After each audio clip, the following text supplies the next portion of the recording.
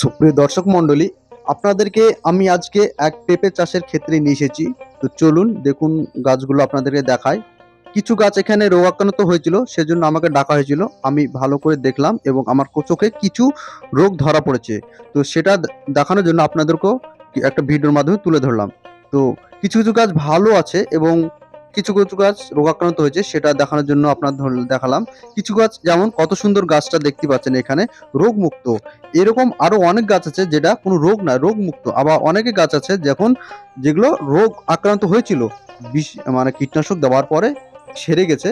এবং এখানে সাথী ফসল হিসাবে কুমড়ো চাষ করেছে।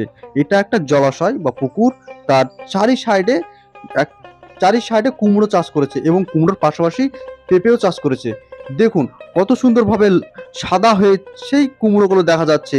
তো অসাধারণ দৃশ্য একটা, খুবই সাধারণ, খুবই ভালো লাগছে এই গাছটি দেখতে।